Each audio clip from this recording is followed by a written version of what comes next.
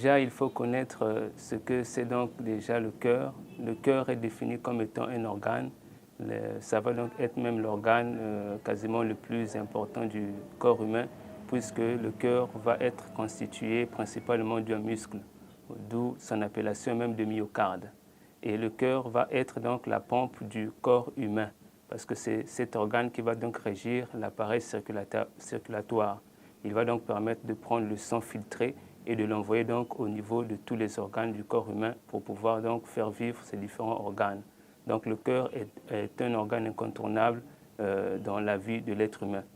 Alors, pour bien entretenir donc le cœur, il faut déjà connaître quelles sont les différentes choses qu'il faut faire pour que le cœur soit toujours en bon état et donc éviter toutes les choses qui vont donc empirer l'état du cœur. Pour bien entretenir le cœur, il faut déjà commencer à avoir une pratique régulière du sport. Et les cardiologues, comme ça, conseillent déjà 4 types de sports qu'un individu peut faire pour pouvoir maintenir son cœur en bon état. Parce qu'il faut noter qu'un cœur en bon état est un cœur qui doit avoir une taille normale. Et la taille normale d'un cœur va généralement être la taille que va prendre le poignet d'un individu lorsqu'il le ferme. Donc, c'est aussi un cœur qui va battre avec un nombre précis de battements par minute. Un cœur normal bat environ 60 à 80 fois la minute. Donc lorsque nous sommes déjà en dessous de ces 60 ou au-dessus de ces 80, on a déjà comme ça un cœur défaillant.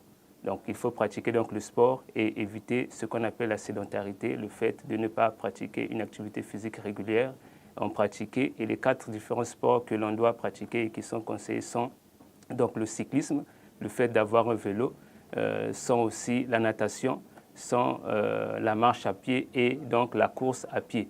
Voilà les 4 différents types de sports que vont donc recommander les cardiologues pour maintenir son corps en parfaite santé. Et avoir une bonne hygiène alimentaire, donc s'alimenter de tous les éléments qui vont aider le cœur à pouvoir bien fonctionner tout au long donc, de son parcours de la vie et éliminer les éléments ou les aliments nocifs au cœur. Alors, les aliments qui vont être conseillés pour avoir une bonne santé de cœur seront généralement les fruits, à l'instar donc de la banane qui va contenir en son sein une forte teneur en potassium, qu'on appelle encore le kalium. Donc le kalium va être donc un élément très important pour éviter donc l'accumulation des caillots sanguins au niveau donc des artères. Donc consommer de la banane est donc très indiqué pour un individu qui évite ou qui ne voudrait pas souffrir des pathologies cardiopathiques ou des pathologies liées au cœur. Consommer les différents fruits qui vont contenir des fibres sont aussi bien indiqués. Et consommer aussi du poisson, tout ce qui va être donc fruits de mer, parce qu'en général, le poisson en son sein va contenir 5 différents types de vitamines, à l'exemple de la vitamine A et de la vitamine D, qui seront donc très importants pour éviter donc toutes les pathologies liées au cœur. Et consommer les huiles qui vont contenir les oméga 3, qui sont donc un élément incontournable pour la vie et pour la bonne santé du cœur. Alors, les aliments à éviter seront donc tout ce qui va contenir énormément de graisse, tout ce qui va contenir énormément de triglycérides. Les triglycérides qui seront des éléments qui vont donc être contenus dans des graisses. Donc, le mauvais cholestérol, le LDL, la mauvaise huile, tous les aliments trop lipidiques vont être dangereux et vont donc être à éviter pour éviter d'avoir donc des différentes pathologies cardiaques. Les boissons alcoolisées sont aussi à proscrire.